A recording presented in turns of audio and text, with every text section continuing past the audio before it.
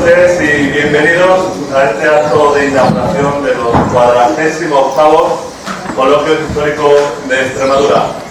Están dedicados, como han podido leer, a la figura de don Javier de Salas Bosch, director del Museo del Prado, en conmemoración del bicentenario de su creación.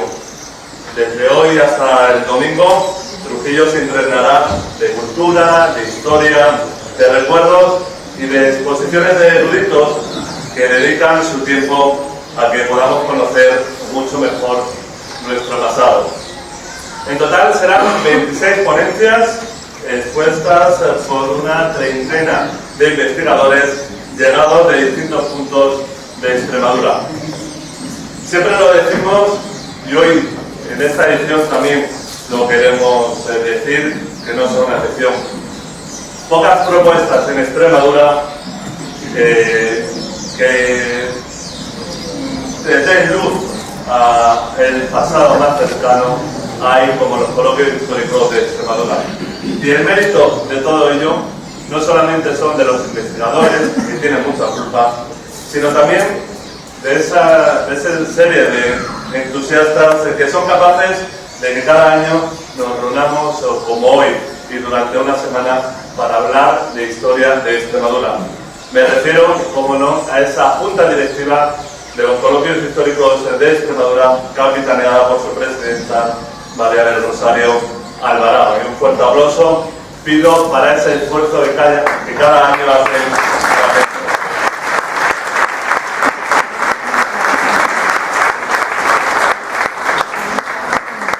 Y hasta aquí sería una presentación tipo de cualquier inauguración de los coloquios históricos de Extremadura.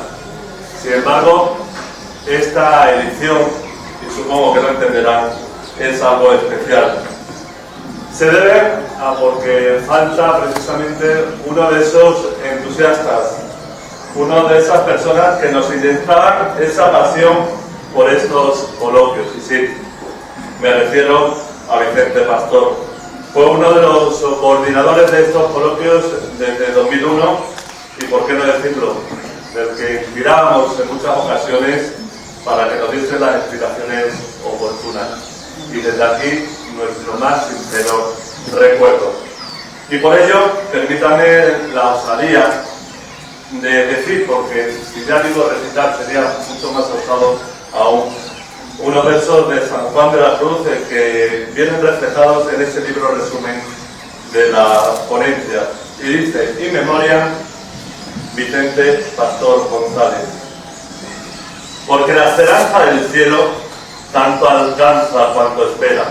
Esperé, suele esperarse, y en esperar no fui falto, fui tan alto, que la vi a la caza alcance. Y con ese recuerdo comenzamos y tiene la palabra la presidenta de los coloquios históricos de Extremadura, doña María del Rosario Alvarado Ollas.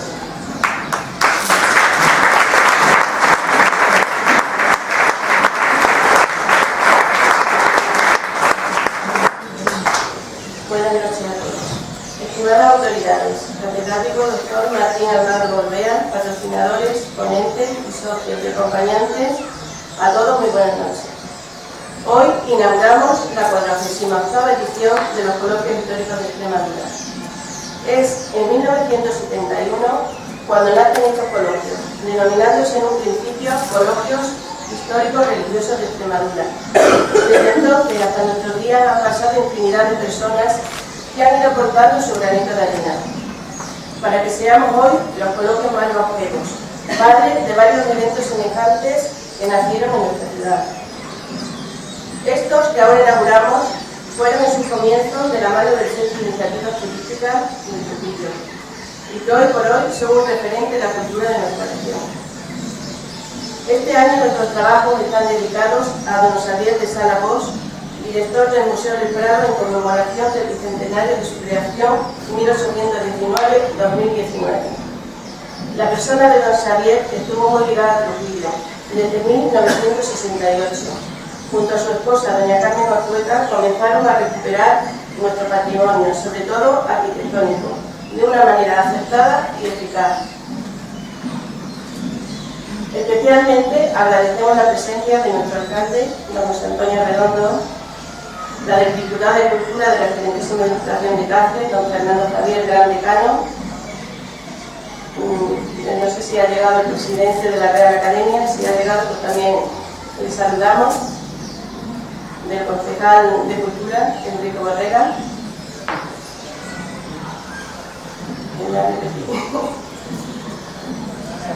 Y el resto de autoridades de nuestro excelentísimo ayuntamiento, todos sean bienvenidos. Igual sentimiento de agradecimiento nos une por la colaboración desinteresada del catedrático de Prehistoria, doctor en la Universidad Complutense de Madrid y anticuario perpetuo de la Real Academia de la Historia, excelentísimo señor don Martín Arnaldo Gordea, ante el esfuerzo realizado para estar esta noche aquí con nosotros y exponernos su lectura inaugural.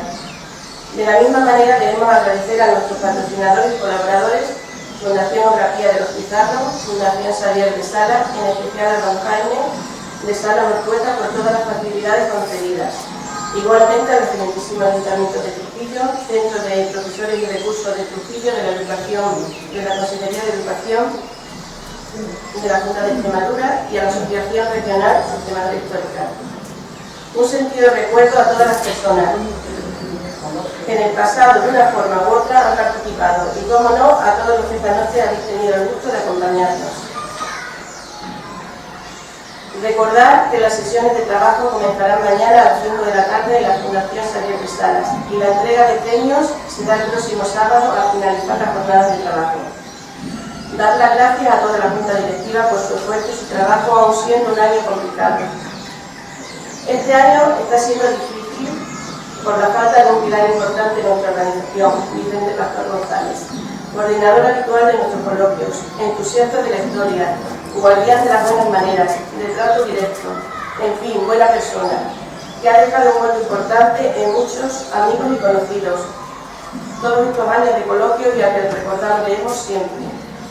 Que en este nuevo camino que encuentra la paz merecida. Hasta siempre, amigos. Muy buenas noches a todos.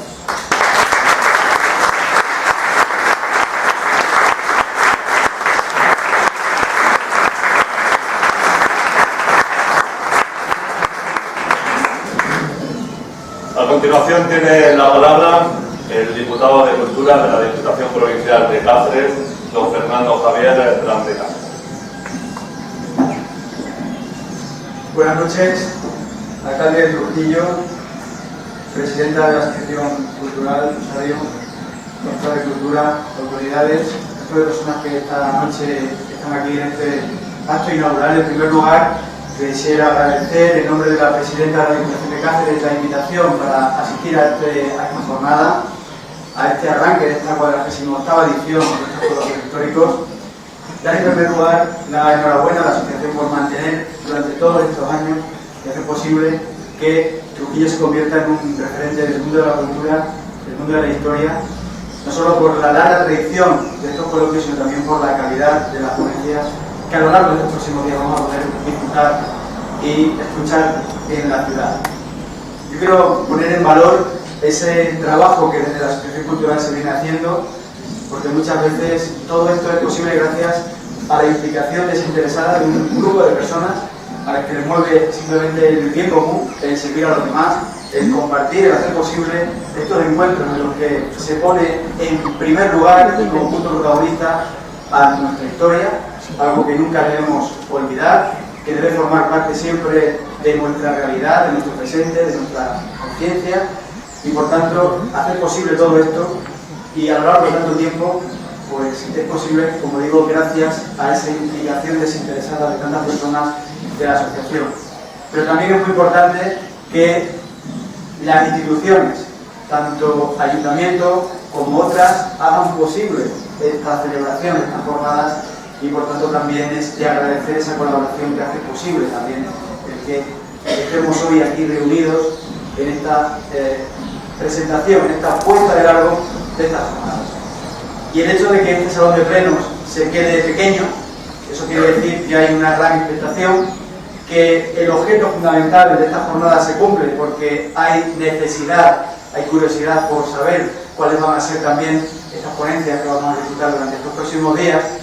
Y para alguien que es un poco alumno de José Antonio Redondo, pues es también una satisfacción encontrarse aquí esta noche, y también cuando comprobé el programa de la jornada, también mucha mayor sorpresa de que esta jornada, esta ponencia inaugural estuviese a cargo de don Martín Almagro de Gorbea, que en alguna ocasión también tuvimos la suerte de la Facultad de Filosofía y Letras de Cáceres de contar con su presencia, así que tenerlo hoy aquí, casi 30 años después, pues es un verdadero honor, bueno,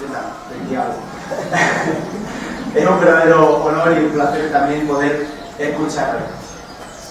A disfrutar estos días, a sacarle todo el partido posible a la calidad de estas ponencias, que luego al año siguiente pues veremos publicadas también en este libro. Animo también a la asociación a que concurra a la línea de ayuda a la Diputación de Cáceres para asociaciones culturales, que tenemos también una línea a primeros de año, a mediados de febrero, estar allá en la calle.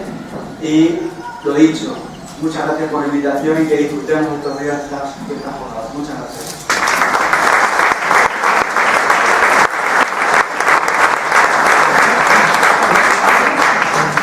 Pues de alumno académico a profesor académico tiene la palabra el alcalde del Ayuntamiento de Trujillo, don José Antonio Redondo Rodríguez. Buenas noches a todos y cada uno de los que estáis aquí, cada uno con el único interés que nos mueve, que es la historia y la historia de Trujillo en particular. Aquí se habla de profesor y alumno, yo tengo las dos cosas. Tengo alumnos, Fernando, y tengo al profesor, a Martín Almagro, y estudié también a su padre, Martín Almagro. Fui carretillero con él en Medellín, no hablaba con muchos más entonces, pero ahí estuve, cuando yo estaba obsesionado con la historia de Trujillo, sobre todo el destino de origen de Trujillo, a que se debía, si era una fundación xenopúnica en un sentido así, pero un tanto cultural, en fin, no quiero volver a presentar, me ayudó a clasificar la cerámica de la Coraja, cuando estaré eternamente agradecido de Bernardo, en un local que teníamos allí con la cerámica dispersa en 24 horas. Por tanto, satisfacción de tener un alumno, un gran alumno y un gran profesor aquí, que hacía ya muchos años que no lo veíamos, porque ahora recientemente también nos entregaron un galardón, una asociación, y coincidimos también en el mismo acto con nuestra trayectoria política. ¿Qué más decir? Una satisfacción para un historiador que siempre ha dedicado la parte de investigación a Trujillo y sus marcas, pero por la tesina, porque catálogo científico latino de Trujillo y su partido judicial, luego la tesis doctoral, con historia y normalización de la ley turgalese, y finalmente, pues no sé, 200, 300, 250 artículos y conferencias. Todo ha sido relacionado con la historia de los bretones y el impacto que causó a la normalización. He participado, como es lógico, siendo alumno y siendo profesor y siendo alcalde en estos coloquios históricos. Recuerdo algunas notas dispares como la visión cosmogónica que tenía Juan Rosso de Luna, la obsesión que tenía con la historia, ese diagrama cartesiano que subimos y bajamos, ¿no? O hablar de la diosa Melona, de la que hay ahora ya que hay un madroñero, una cerveza que le han puesto el nombre de Melona, ¿no? Esa diosa de la guerra, otra cosa. Para mí es parte de mi historia, los coloquios, como no ha sido muchos, aquí se ha citado a gente que así como le conocía muy bien, que merece un reconocimiento mayor que el de las palabras que están publicando, ¿no? Sino alguien que ha tenido siempre en su objetivo el Trujillo y la historia. Y eso nos unió durante muchos años. Por tanto, encantado, aquí estoy, encantado de escuchar a Martín Almagro. Me gustaría que me hablara más del nuevo idioma de Medellín, que sé que yo defiendo el ibérico tibetano con fonética celta, pero bueno, defiendo otro sitio. Por tanto, tendrá razón. Pero encantado, Martín, de verdad, Jaime, todo lo que para mí es un placer y una satisfacción que estéis todos aquí y que nos une esto. Aquí que estamos acostumbrados, muchas veces sea un corral de comedia, como digo, un depósito de silo, corral de comedia, palacio otra vez, como se corral de comedia, de cosas serias como la historia. Y estoy encantado. Y a los compañeros de los largometrajes por aquí, un abrazo muy grande a todos. Gracias.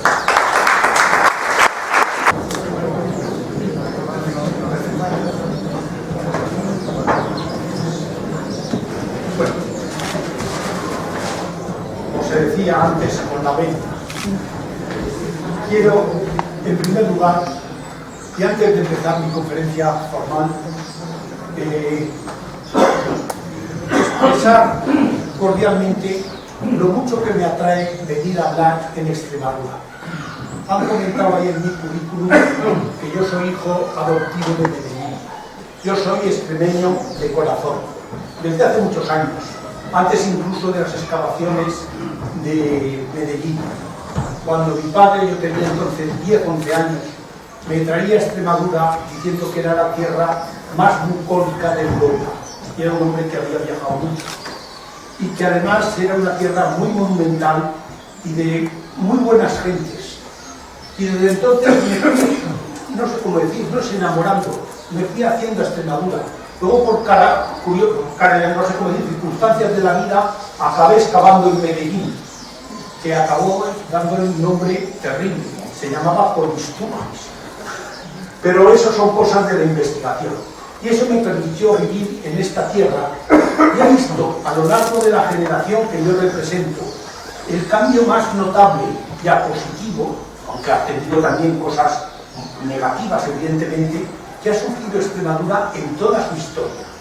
Y algo de eso es a lo que voy a hacer referencia en esta conferencia formal. Mi querido, y yo creo que para un arqueólogo, y viejo amigo, hay que decirlo aquí así, señor alcalde del excelentísimo ayuntamiento de Trujillo, que como ha comentado, nos conocemos desde hace mucho tiempo, y en esos ambientes tan humanos y entrañables que crea la arqueología.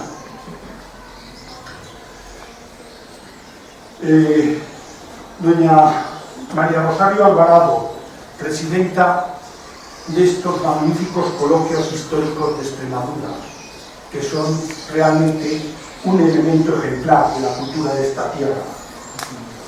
Mi querido amigo, profesor Jaime de Salas Ortueta, presidente de la Fundación Javier de Salas, a la que voy a dedicar estas conferencias, autoridades presentes y sobre todo, queridos amigos todos. Quiero, en esta conferencia formal, en primer lugar, agradecer el gran honor que para mí supone tomar la palabra en esta ocasión para recordar las relaciones del Museo del Prado, nuestra más insigne pinacoteca y verdadero símbolo del patrimonio cultural de España, y uno de los patrimonios realmente importantes de la humanidad, con esta muy noble, muy leal, insigne y muy heroica ciudad de Trujillo. Para mí, la antigua Turralium prerromana, símbolo vivo de nuestra cultura y de nuestra historia más que milenaria, y una de las más importantes poblaciones de Extremadura.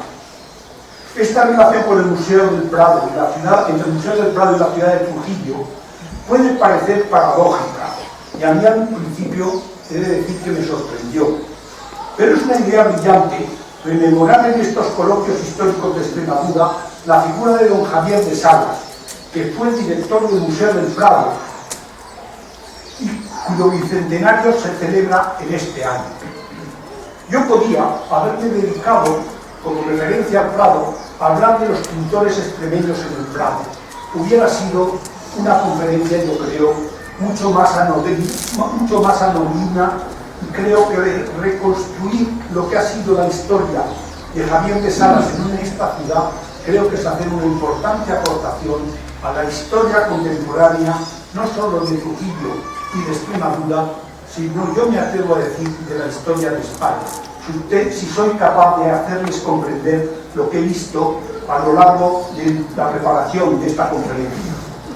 Para mí, en cualquier caso, es un honor hablar de una personalidad tan singular, de la que tuve la suerte de ser alumno, no quiero decir hace cuántos años, ya lo calcularán ustedes, y con la que además mi familia tenía amistad. aunque me resulta difícil hablar de una figura como la de don Javier, para poder transmitir en nuestros días lo que representa su obra a los que no han vivido de cerca los esfuerzos casi titánicos que entonces supuso crear la Fundación Javier de Salas, que hoy tanto prestigio da a Trujillo y a toda Extremadura. En este sentido, agradezco la oportunidad de poder testimoniar mi admiración y afecto por esa institución, en tantos sentidos modélica, por la eficaz labor que desarrolla en los campos tan complejos de la cultura. Y por supuesto, es un placer muy especial hacerlo en esta querida Extremadura, de la que soy hijo adoptivo, pero más de corazón que de nombramiento, y por la que siento especial cariño, pues, como he comentado antes, aprendí a mi padre a quererla, y desde entonces le tengo un enorme afecto. Creo que se me nota. Javier de Salas y Bosch nació en Barcelona en 1907, en una familia que era amante del arte y del coleccionismo, cosa que hoy día a veces no se sabe entender bien.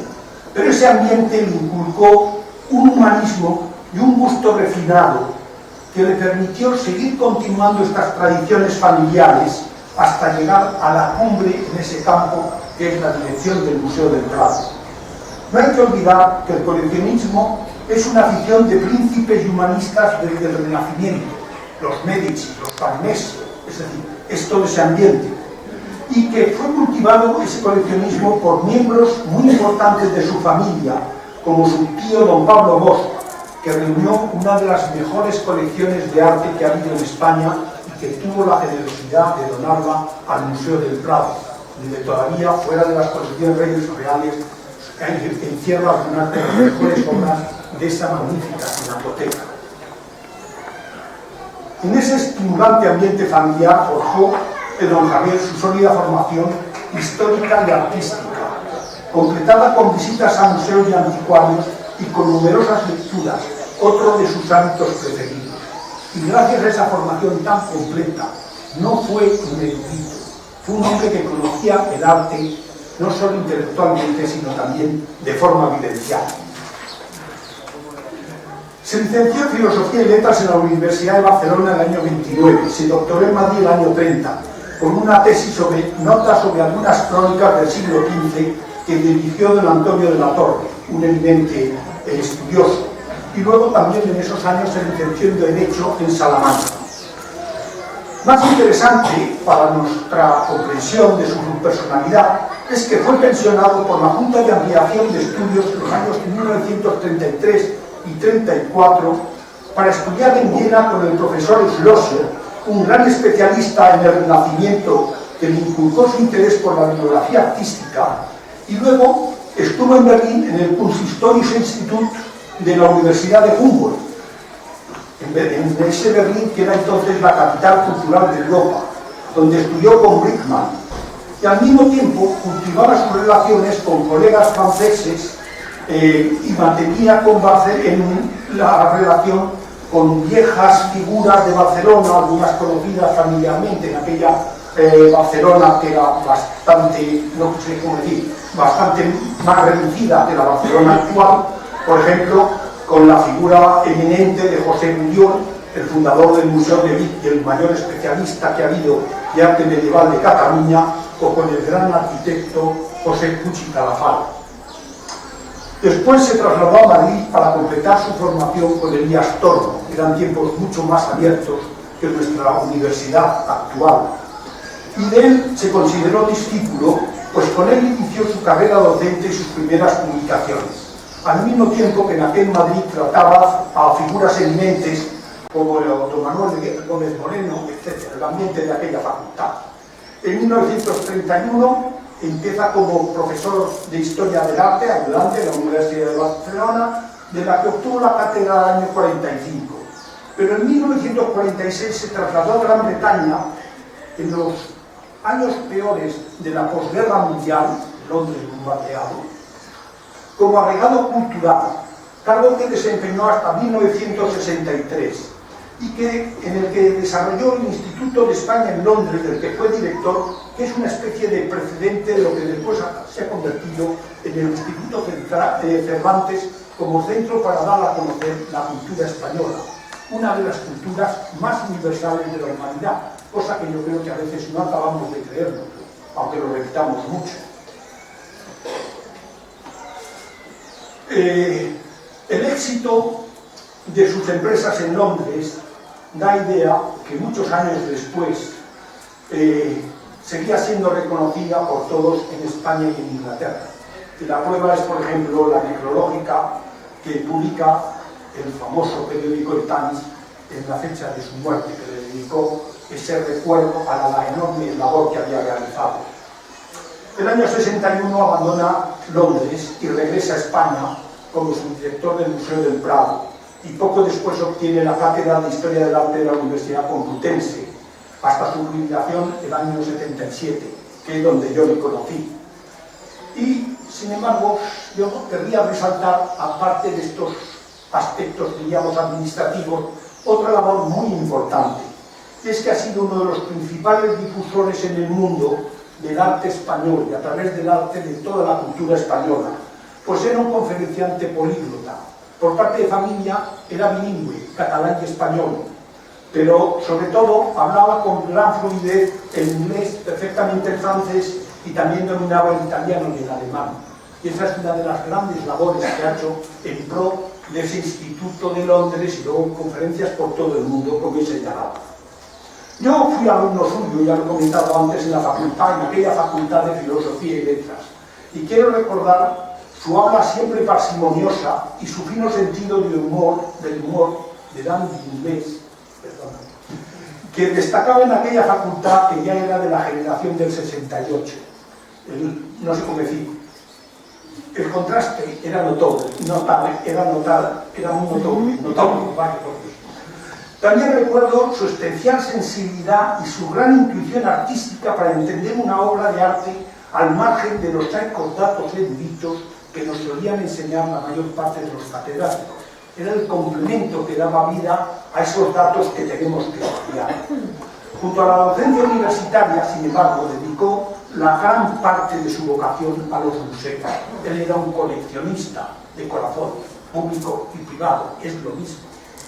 Desempeñó cargos en su Cataluña natal, fue presidente del Comité Español del ICOM, del Comité de Exposiciones y del Comité Consultivo, impulsó numerosas exposiciones en España y en el extranjero, era miembro del Comité Internacional de Historia del Arte, del que llegó a ser presidente, participaba habitualmente en los congresos internacionales y nacionales de Historia del Arte, y en 1970 pasó a sustituir a Francisco Javier Sánchez Cantón, uno de los grandes directores del Museo del Prado, y siguiendo su estela y con su experiencia personal, impulsó especialmente la investigación y organizó grandes exposiciones hasta que se jubiló en 1978, tras lo cual aún fue nombrado director honorario y presidente del Real Patronato creado por esos años.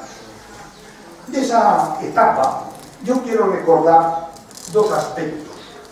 Uno es el interés que puso en adquirir este cuadro, el Cristo muerto de Antonello de Messina. Uno de los Antonello de Messina es un pintor muy escaso que localizó, creo que en Londres, me acabo de enterar, pero que es una joya del Prado de calidad artística que podía venir de las colecciones reales, de los pocos añadidos de gran calidad que han llegado después. Y que además, gracias a su intuición, hoy sabemos que perteneció al duque de Lemos y virrey de Nápoles, por lo que llenaba no solo un vacío artístico, no había ningún Antonello en el Prado, a pesar de la calidad de sus colecciones, sino que además es un cuadro de gran importancia en la historia cultural de España. Antonello de Messina era de Sicilia, por tanto, del reino de Nápoles, de donde era virrey. Otra anécdota que puedo contar es cómo supo identificar como Epimeteo y Pandora, dos pequeñas esculturas ballenistas muy bonitas, de gran belleza y gracia, atribuidas al Greco, que gracias a ese instinto de haber leído mucho, de haber visto mucho, él pudo precisar lo que significaba. Y, de paso, recuerdo que el Greco tuvo especialmente especiales relaciones con Miguel Ángel. Fue el tema de su discurso de ingreso en la Real Academia de Bellas Artes de San Fernando. Entre otras, recuerdo de mis años de estudiante cómo le ofrecieron al Greco el trabajo de disimular las desnudeces de Miguel Ángel, y cómo contaba del Vasari que él dijo que sí, que lo que hacía era borrarlo todo y pintar encima. Él no hacía paños, que hizo otro, porque no se atrevieron los italianos, a Dios gracias, a tomar esa decisión, que pasó a la historia como un braguetón, que pintaba las bragas. Recuerdos, esos son recuerdos de, vamos, no de infancia, de juventud universitaria. No puedo extenderme en los muchos trabajos de Javier de Salas. Destacan, por ejemplo, sobre el escultor renacentista Damián Forment, uno de los más importantes de la Corona de Aragón, sobre el Greco y sobre Goya, que dedicó más de 50 trabajos, pero se interesó igualmente por el Renacimiento y el Barroco, por el arte moderno y el contemporáneo, y recuerdo que en aquellos años siempre tenía interés por la museología, dada su experiencia vital. En ese aspecto también podríamos citar sus trabajos eruditos, como la biografía pictórica valentina de Marcos Antonio de Orellana, un tratadista del siglo XVIII, y el estudio, eso viene de sus recuerdos de Berlín y de Viena, de la correspondencia de Gracián, de Jovellanos, de Azara, de Goya, de Ceán, Bermúdez, para explorar en ella qué conceptos tenían de la historia del arte y de los artistas, lo que enriqueció notablemente nuestra visión de la historia del arte hispano. No puedo terminar estas palabras sin recordar que en su vida recibió numerosas distinciones: comendador y gran cruz de la Orden de Isabel la Católica, comendador de la Orden del Mérito Civil, fue gran oficial de la Orden de la Estrella Polar de Suecia, honorary commander of the Order of the British Empire, officier de l'Ordre des Arts et des Lettres de Francia, commendateur de l'Ordre de Leopold X de Bélgica, la gran cruz de la Verdienstor Order de la República Federal Alemana, etc. Y también fue miembro de numerosas academias: las Buenas Letras de Barcelona, las Bellas Artes de San Carlos de Valencia, Santa Isabel de Sevilla, San Jorge de Barcelona, San Fernando de Madrid, y instituciones extranjeras como el Institute of Linguistics de Londres, la Spanish Society de Nueva York, la Royal Academy de Londres, la Society of Dilettanti de Londres también, la Académie Royale Flamande de Bélgica. Es decir, era una figura de renombre universal. Y lo hago intencionadamente, esta referencia tal vez un poco tediosa, porque todo eso lo uso luego para fomentar el éxito de su vida. Esa es la importancia que tienen estos cargos o estas distinciones. Esta brevísima visión de la vida y la obra de don Javier de Salas no se comprende sin la fortuna que tuvo en la vida al contar con una mujer excepcional de gran personalidad, doña Carmen Ortueta de Salas, que con gran altura se entregó al mundo de la cultura. Era una mujer dinámica, muy trabajadora, de ideas muy audaces, incansable para alcanzar sus objetivos y de gran eficacia y capacidad de gestión. Los que la recuerden comprenderán cómo todo esto que digo se queda incluso, yo creo, un poco corto. Nació en 1912 en Cabezón de la Sal, en la Cantabria que ya mira hacia la meseta, y estudió en Madrid, en esa universidad central, donde coincidió en esos años con mi padre y con mi madre, aunque en cursos alternos. Ninguno de ellos coincidían en las clases, pero se conocían todos. Y, por ejemplo, participó en el famoso crucero por el Mediterráneo del año 33, que ha sido un referente en la historia cultural de España. No lo hemos vuelto a repetir. Yo me pregunto por qué. Y también conoció en esa facultad a Claudio Sánchez Albornoz, a Elías Tormo, a José Ortega y Gasset, a Hugo Bermayer y una playa de personalidades que hoy, con perdón, echamos en falta en la universidad. Y ahí sí que tendríamos que preguntarnos por qué los universitarios. En cualquier caso, pasó a trabajar en el Centro de Estudios Históricos que dirigía el propio Claudio Sánchez Albornoz. La idea de la talla intelectual, de la formación intelectual que había tenido la suerte de recibir. Tras su boda con Javier de Salas, se trasladó a Londres y vivió allí 17 años y siempre impulsó sus iniciativas académicas y culturales. En particular, fue el espíritu que yo creo le inspiró el enraizarse en Trujillo, aunque estas cosas es muy difícil saber quién lleva a quién. Y fue también el numen creador de la Fundación Javier de Salas en el monasterio de La Coria, para revitalizar esta noble ciudad y darle el prestigio internacional en el campo intelectual que requería en el siglo XX-XXI. Quiero recordar su magnífico discurso de ingreso en la Real Academia de Extremadura, que trasluce su amplio conocimiento del mundo con frases de plena actualidad en el día de hoy. Esto es uno de los premios que recibió, el Premio Hispania Nostra, por la gran labor que reconoció Europa que había realizado en Trujillo. Esto es, creo que aquí, perdón, me he pasado, esta es la diapositiva, perdón porque me he pasado de diapositiva. Bueno, lo pueden ver ahí, pero lo leo. El valor de la defensa del patrimonio es algo que nos concierne a quienes amamos Extremadura de una manera muy especial, en la medida en que desde esta región, en gran parte, se llevó a cabo la empresa americana española. Creía en ello, y es que es verdad. Esta, más que una gesta militar de conquista y dominio, que también lo fue, pero no fue eso esencialmente, debe considerarse y valorarse como una de las más formidables empresas culturales que Europa ha emprendido. Yo le corregiría, que el mundo ha tenido. Pues es nuestra cultura la que, una vez llevada a cabo la conquista, ha permanecido y ha sido reinterpretada en tantos pueblos hispánicos. Podemos desde aquí mirar con orgullo a la civilización que nuestros antepasados, muchos de ellos extremeños, hicieron posible, y no debemos olvidar que el patrimonio histórico-artístico, tan bien representado en esta ciudad, es lo que nos queda de aquellos hombres excepcionales y de aquellos tiempos remotos. Es el testigo de lo que ha hecho una de las grandes culturas de la humanidad en bien de toda la humanidad. Eso fue la colonización hispánica, o la colonización romana también fue una colonización de guerra, pero si no, ¿qué seguiríamos? Viviendo en Numancia. Son cosas de ABC. Al mismo tiempo, la experiencia de doña Carmen le llevó a plantear soluciones entonces futuristas, todavía hoy plenamente útiles en nuestra adormecida sociedad. Cito textualmente: la protección del patrimonio artístico se presenta como un problema social, puesto que concierne a toda la sociedad. Es importante que la intervención de los ciudadanos consista en algo más que reclamar y exigir del Estado. ¿Recuerdan las famosas frases de Kennedy? No pienses lo que el Estado puede hacer por ti, piensa tú lo que puedes hacer por el Estado. Está en esa línea. Pues es muy importante para la defensa del patrimonio la intervención del particular y la propiedad privada que ello implica, no exclusivamente, pero conjuntamente, es lo más eficaz.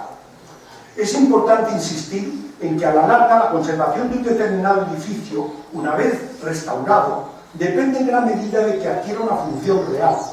Pues la experiencia demuestra que un edificio que no está utilizado está mucho más expuesto al deterioro y en última instancia a la ruina. Y yo añado que además es mucho más costoso de mantener que un edificio que cumple una tarea en la vida social. Esto es una mujer con claridad de ideas y visión de futuro. Tras la muerte de su marido, doña Carmen Ortueta mantuvo durante 30 años el impulso a estas iniciativas como directora de la Fundación Javier de Salas, además de haber sido cofundadora, secretaria y presidenta de Hispania Nostra, y representando a España en la Junta Directiva del ICOMOS, en el Consejo del Patrimonio Cultural Mundial, y siendo fundadora y secretaria de la Asociación de Amigos de Trujillo y académica numeraria y tesorera de la Real Academia de Extremadura, etcétera, etcétera. A ver, era, como le ha definido Alberto Casero, una mujer con fuerza y convicción, creía en lo que hacía. Y fue medalla de oro de las Bellas Artes por su incansable labor en pro de la cultura, y la primera que recibió por la conservación del patrimonio histórico-artístico precisamente en la restauración de La Coria, que es este premio de Hispania Nostra que antes le comentaba. Después de esta introducción biográfica, tengo que hablar cómo en la vida de éxito académico y social en España y en el mundo internacional de Javier de Salas Puede sorprender la atracción que sintió por Extremadura, de la que participaba toda su familia en los años 60. Hay que contextualizar, es de formación de los historiadores. No es la Extremadura que conocemos hoy, afortunadamente. Su amor por estas tierras, entonces en una situación muy dura, le llevó a una actividad sorprendente, como él mismo contaba, y como corroboran sus obras. Voy a explicarlo así, como decían los latinos, facta, non verba. Veámoslo los hechos, no las palabras. Cito textualmente, palabras de don Javier. Nada personal ni familiar nos ligaba a Extremadura cuando hace unos 12 años, se refiere al año 67, mi mujer y yo llegamos a ella. Nadie hubiera podido predecir los resultados de aquella semana de Pascualete, es una finca que creo que está aquí cerca, y de aquellas visitas a Trujillo, en días grises y lloviznantes. No podíamos imaginar que de aquella visita surgiera, como surge el amor súbitamente, según dicen, por un flechazo, nuestro asentamiento en Trujillo. Fin de la cita. Es decir, su conocimiento de Trujillo para él fue un flechazo. Y los que queremos a Extremadura sin haber nacido en ella, lo comprendemos. Su fina sensibilidad artística y su humanismo, cultivados desde su niñez, le permitieron descubrir el tesoro que era esta ciudad, entonces abandonada y medio en ruinas, camino de la ruina completa, por una grave crisis demográfica, económica y social, que Javier de Salas y Carmen Ortueta contribuyeron a paliar, suerte que no han tenido otras poblaciones de la España que hoy llamamos despoblada, como pongo aquí el ejemplo. A partir de los años 70, Trujillo se estabiliza. Es el resultado del turismo y de la valoración de la ciudad dentro del contexto general de Extremadura. Veamos otra ciudad como Madrigal de las Altas Torres, nada menos que cuna de la ilustre Isabel la Católica. Vean la decadencia imparable que prosigue, como tantas otras ciudades de España, lo cual nos hace, o me hace pensar, si no tengo problemas más importantes que pensar, que los que normalmente oímos por la radio y la televisión casi todos los días. Esta. Luis Díaz del Corral recordaba en la Real Academia de Bellas Artes de San Fernando como quienes, cito textualmente, quienes conocíamos los gustos del matrimonio Salas, nos preguntábamos cómo podían haberse entusiasmado durante los últimos tiempos con una ciudad ruda como Trujillo, en medio de un paisaje tan agreste. Tenían además que superar obstáculos y rémoras naturales en una población de mentalidad tan tradicional como la extremeña, pero los logros del amoroso tesón puesto en la empresa habían quedado en evidencia. Las iglesias, los palacios, las casas, las calles de Trujillo eran ya distintas de las que habíamos visto en viajes anteriores. El arreglo, la pulcritud, el embellecimiento se detentaba por doquier, es decir, se había producido el milagro que no se ha producido en otras ciudades. La inteligencia y la finura de espíritu habían logrado revitalizar esta joya de la historia de la cultura mundial. Era un verdadero triunfo sobre las circunstancias. Javier de Salas y Carmen Ortueta se afincaron en esta ciudad. No buscaban disfrutar de ella, entonces mucho menos agradable que hoy día, sino recuperar todos sus valores para sus habitantes y para el mundo, para los que la visitan. Al servicio de esa idea pusieron su inteligencia e intuición, su amplia formación y su experiencia de mundo, pero también sus propias relaciones personales y sus medios económicos, invitando a la gente a venir para hacerla valorar y hacerla conocer. Y a ellos se añadían las subvenciones y ayudas que se habían logrado de la administración y de fundaciones españolas y sobre todo extranjeras en aquellos años, como la Press Foundation, la World Monument Fund de Estados Unidos y programas de la Unión Europea en colaboración con Hispania Nostra, es decir, todo un mundo muy complejo al que doña Carmen en particular se supo dedicar con su proverbial eficacia. Para entender este auténtico milagro, hago guiñar las palabras del Marqués de Siete Iglesias en su discurso de contestación a doña Carmen Ortueta en la Real Academia de Extremadura, aquí en Trujillo. En él señalaba los 3 actos trascendentales para la cultura extremeña en los cuales tuvo don Javier de Salas una enorme participación. La creación de la Asociación de Amigos de Trujillo, la creación de la Real Academia de Extremadura y la creación de la Fundación Javier de Salas, a lo cual me voy a referir seguidamente. La Asociación de Amigos de Trujillo, de la que don Javier fue vicepresidente y doña Carmen secretaria, la fundaron con un selecto grupo de amigos para impulsar la conservación del importante patrimonio monumental de esta ciudad, que entonces corría un grave riesgo. La idea le surgió al visitar por primera vez Trujillo, invitados por los condes de Romanernes, en su finca Pascualete, a la que me he referido antes. Don Javier recordaba, cito textualmente, cómo al recorrer la villa, conducidos por la condesa, hasta tal punto nos contagió su entusiasmo que en ese último paseo decidimos aplicarnos y vivir aquí. Aquella misma noche, en la sobremesa, surgió la idea de la asociación. Fin de la cita. Era el flechazo al que me he hecho referencia anteriormente. Era el principio de su larga y fecunda aventura vital en esta ciudad. Los estatutos aprobados en 1971 buscaban atraer a las personas que desearan evitar la ruina de la ciudad y en su artículo 1 indica que su finalidad era estimular el interés por Trujillo, propagar su importancia artística e histórica y conseguir el apoyo material y moral para conservar y restaurar el conjunto arquitectónico de la ciudad.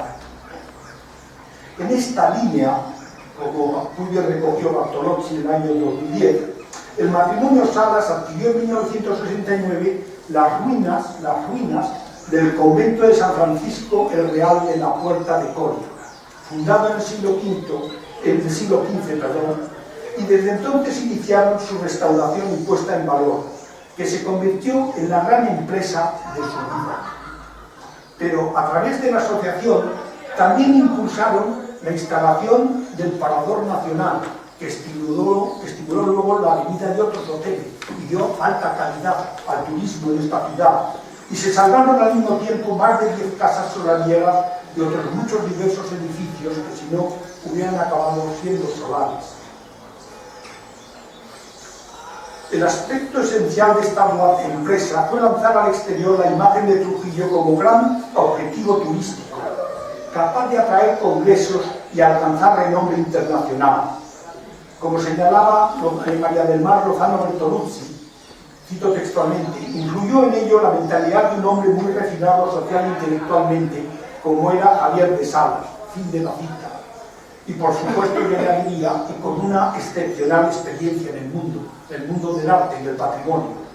El sueño se vio cumplido, aunque la valoración de Trujillo tiene pendiente un aspecto esencial todavía en grave riesgo, que es el impresionante paisaje que ustedes ven todos los días y que no valoran como los que llegamos aquí, y que forma una parte consustancial del propio Trujillo. Trujillo sin su paisaje no es Trujillo, no sería Trujillo. Yo recuerdo la visión de Cáceres cuando yo era niño, y el Cáceres actual se ha perdido. Con esto no quiero decir que no desarrollar las ciudades, pero que desarrollemos las ciudades con inteligencia si queremos conservar estos verdaderos tesoros que pertenecen a la humanidad, que no nos pertenecen. Cito textualmente: los amigos de Trujillo fuimos inicialmente un grupo de personas caídas bajo el encanto de esta ciudad de áspera grandeza que es Trujillo, como también bajo el encanto de esta dilatada llanura que podemos atisbar desde cualquier punto de esta ciudad si nos encaramamos sobre ella. Y parafraseando las palabras de Miguel de Oleor, hay que salvar su silueta característica, que aparece recortada en la altura contra el cielo desde cualquier punto que uno se acerque. Es uno de los verdaderos valores que tiene Trujillo. Don Javier de Salas también fue uno de los fundadores e impulsores de la Real Academia de Extremadura. Después de numerosas iniciativas fracasadas, en 1979 los señores de Salas reunieron en su casa, en Trujillo, a diversas personalidades extremeñas interesadas en la idea, como Antonio Vaca Zúñiga, académico numerario de la Real Academia de la Historia, Antonio Hernández Gil, presidente de la Real Academia de Jurisprudencia y Legislación, y otras personalidades de este tipo. Esta reunión materializó una antigua aspiración ya surgida el año 48, pero desde entonces no materializada, que repetidamente habían defendido estos coloquios de estudios extremeños. Antonio Vargas Zúñiga, Antonio Hernández Gil, Javier de Salas,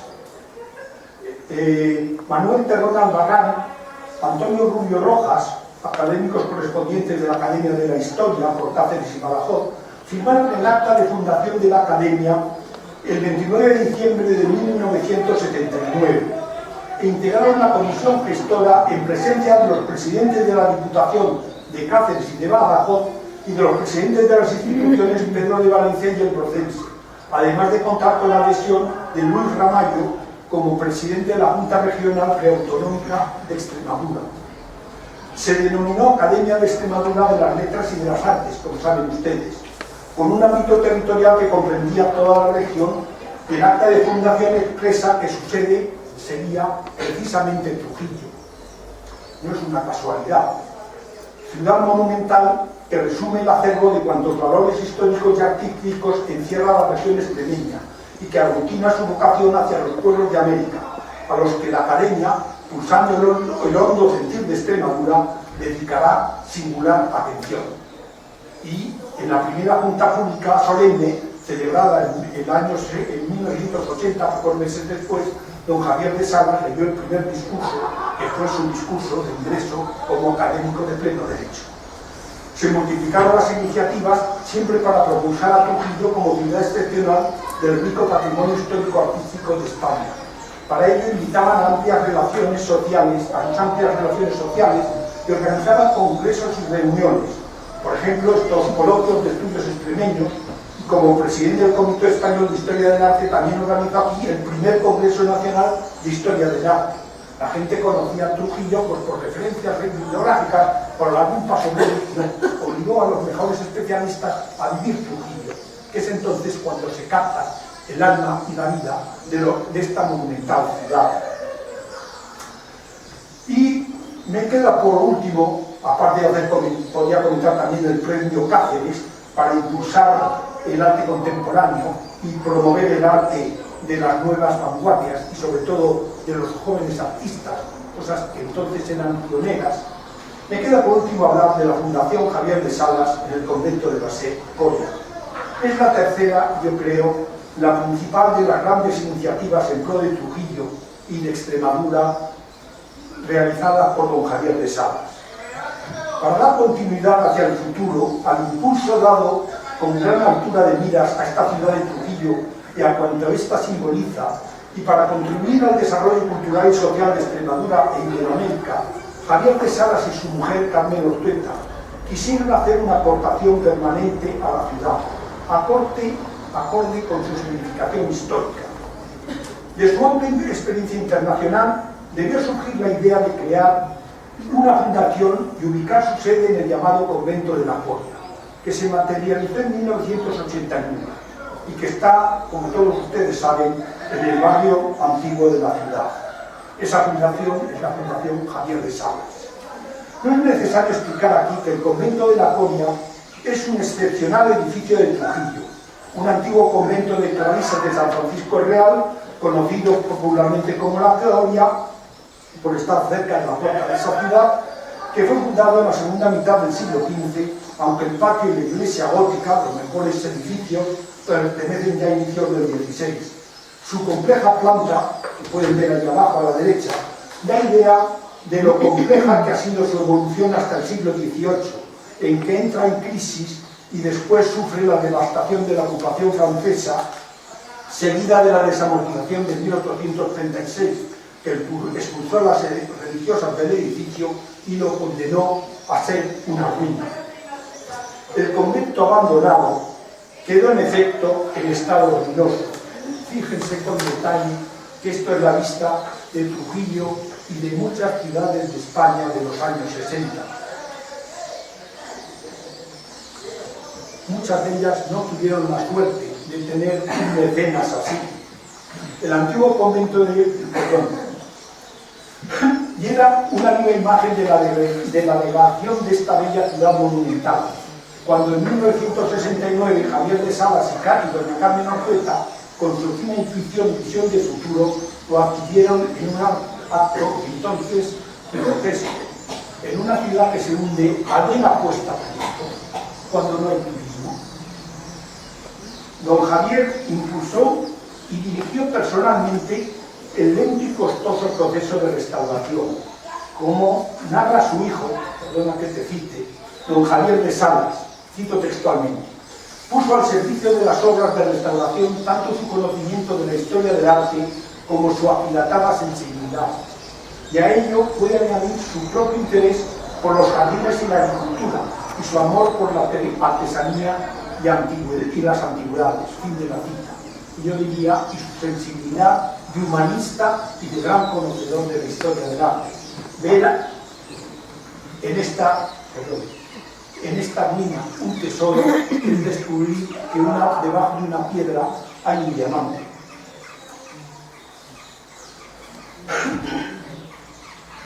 Poco a poco aquellas ruinas renacieron en el actual edificio, el antes y el después, el antes y el después. Vuelvo a decir, facta, no un verbo. Y esto se materializó en el año 81, un año antes de su fallecimiento, también significativo, en la Fundación Javier de Salas, que donó este edificio para que fuera la sede. Y aquí me voy a permitir, me van a perdonar, una digresión personal, muy personal. Mi padre también actuó en cierta medida de forma quijotesca y visionaria en Albarracín, abandonado después de la guerra civil, como pueden ver ahí, con barrios enteros hundidos. Era mayor la parte hundida y abandonada que las pocas casas que quedaban en vida y que la gente que las tenía estaban pensando en cómo huir para refugiarse en la parte baja, porque aquí era muy difícil subir y además no había vida, era una ciudad abandonada. En 1942 compró un caserón Hidalgo que vendía, aquí lo pueden ver, para sacar las rejas y venderlas como hierro y aprovechar la madera de las vigas y tirarlo directamente, porque no valía nada. Y cuando empezó a restaurarlo, para lo cual en ese Albarracín, que no tenía ni agua corriente, ni alcantarillado, ni comida, porque era una ciudad de autoconsumo, cada uno tenía su huerta y no tenía para vender. Y cuando íbamos ahí una semana, nos teníamos que ir porque no teníamos para comer. Y la carretera para Teruel no se podía correr como fuera invierno porque había nieve. Es decir, en ese ambiente se había que subir el agua desde el río, que estaba a más de 75 metros de profundidad. Era la empresa de un loco, que así lo comentaban por la ciudad. Sin embargo, Albarracín y Trujillo hoy son de las ciudades más turísticas de España y son verdaderos tesoros de la cultura universal. A veces hay que saber soñar para ser capaz de realizar cosas. Todos tenemos esa capacidad. Y eso es lo enormemente interesante de esta situación. Perdón por esta digresión personal. Volvamos al noble edificio de La Joya para ir terminando, en el que pasó a desarrollar la Fundación sus múltiples actividades, a la vez que me permite dar una idea, a la vez que me permitió dar vida a un gran monumento que de otro modo estaba abocado inexorablemente a la ruina. Esa forma de actuar resulta poco frecuente en España todavía hoy, frente a los países de nuestro entorno, pues es la sociedad civil la que ha tomado la iniciativa, sin depender siempre del papá Estado. En una palabra, una idea genial y una empresa ejemplar para el presente y el futuro. La Fundación Javier de Salas es la culminación de una intensa actividad desarrollada en Trujillo desde el año 69. No se gana Zamora en una hora. Por la fina sensibilidad e intuición del matrimonio Javier de Salas y Carmen Ortueta. Los últimos años de don Javier, siempre junto a su esposo y con el asentimiento de la familia, los dedicó a la fundación. Gracias a ella, su impagable labor ha sido continuada primero por su esposa y actualmente por su hijo y continuador, el profesor don Jaime de Salas. Después de más de 30 años, la Fundación prosigue hoy su trabajo. Sus objetivos iniciales de protección e impulsión del patrimonio histórico-artístico se han abierto a nuevos horizontes: actividad emprendedora, cooperación al desarrollo, defensa del medio ambiente, defensa del paisaje, la protección de nuevos investigadores, el fomento de actividades artísticas y culturales, la investigación histórica, la investigación antropológica, la investigación musical, siempre con la idea de lograr que Trujillo sea un centro cultural de excelencia a nivel internacional. Es decir, tenemos los monumentos, démosles vida intelectual, que es el futuro. Todos estos programas se coordinan y desarrollan desde el convento de La Coria, cuya fundación, además, pone sus instalaciones y estructuras a disposición de instituciones, fundaciones, asociaciones, empresas y grupos particulares que quieran realizar actividades académicas, culturales o sociales. Es decir, es una empresa social. No puedo alargarme en este punto. Solo quiero hacer 3 breves comentarios y con ello de verdad que termino. Uno es reconocer sus múltiples actividades año tras año, entre las que me permito destacar la colaboración con estos coloquios históricos de Extremadura desde 1984. Son fotos que ya son historia de Extremadura, del desarrollo intelectual de Extremadura. O con la Universidad de Charleston desde 1996, con una creciente confraternización entre estudiantes americanos y las gentes de Trujillo, que les sirven para abrir nuestra mentalidad y enriquecer la de ellos. Además de las actividades rutinarias que pueden ustedes ver en la web y que por falta de tiempo no quiero extenderme más. Mi segundo comentario es llamar la atención sobre el papel de revulsivo en todos los sentidos que supone esta actividad. Trujillo, como toda Extremadura, se considera tierra de conquistadores, y además lo es. Pero no hay que olvidar que también ha sido cuna y sede de figuras intelectuales. Bastaría citar a Rodense, pero sería, no terminaría la conferencia, que explica la trascendencia cultural de la colonización hispana.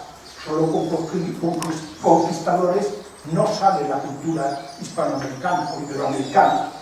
Quiero recordar, por ejemplo, que los españoles han llevado allí los hospitales en 1503, la imprenta 1524, la música de órganos, señores, 1530. Hay más órganos en México que en toda Europa Central, y lo olvidamos. La acuñación de la moneda, que se convierte en la primera moneda de circulación universal, el duro mexicano, el duro peruano.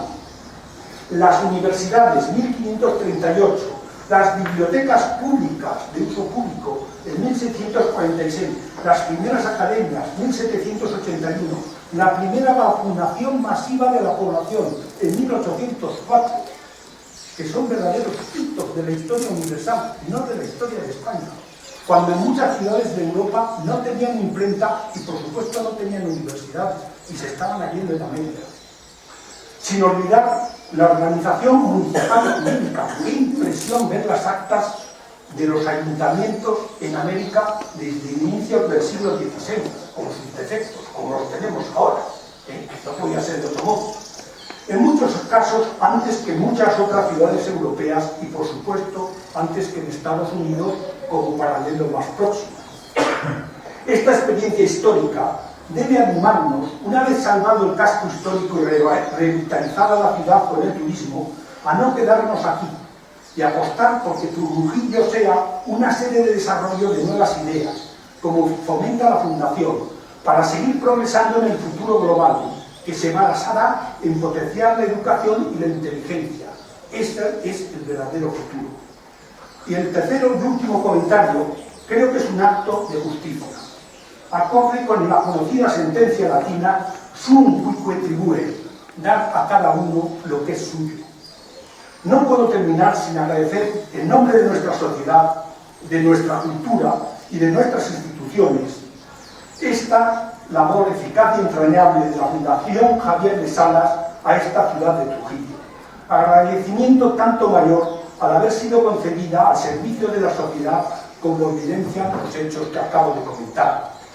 Somos ciudadanos del siglo XXI y debemos reconocer la ejemplaridad de esta empresa, tan útil para Trujillo y para todos. surgida de un ciudadano particular. Por ello, debe ser elogiada, agradecida, premiada y apoyada, y debemos expresar nuestra admiración por esta obra cristalizada en la Fundación Javier de Salas. Y finalizo con estas conclusiones. El director del Museo del Prado, Javier de Salas, debe ser considerado una gran personalidad en la historia de Trujillo. De refinado espíritu y gran sentido de servicio a nuestra sociedad, puso sus elevadas ideas y su visión de futuro al servicio de la cultura y el patrimonio de la noble ciudad de Trujillo, y a través de ella de Extremadura, de España, de Iberoamérica y de todo nuestro actual mundo global. Por ello, esta merecida laudatio, esta alabanza que he hecho de su obra, es el homenaje personal, que creo que es colectivo, que lo hago en nombre de todos, a su ejemplar labor. Y termino mis palabras con mis mejores augurios a la Fundación Javier de Salas y a esta noble ciudad de Trujillo, ya que el mejor homenaje a todos, de todos a su memoria, debe ser colaborar e impulsar ese legado para que siga siendo útil a Trujillo, a las queridas tierras de Extremadura y al mundo americano a ellas unidas en nuestro mundo global. Y como reza otra conocida frase latina que se sigue usando en las Olimpiadas, vivas, viva, crezca, florea. Que viva, que crezca y que florezca. Muchas gracias.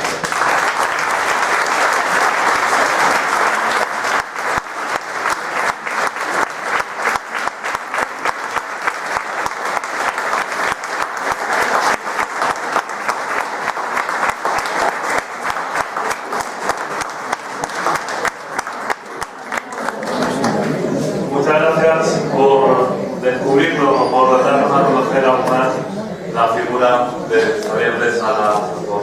Y hasta aquí está este día de inauguración. Recuerden que los coloquios continúan mañana a partir de las 5 de la tarde, precisamente en la sede de la Fundación Javier de Salas, en el momento de la Podemos.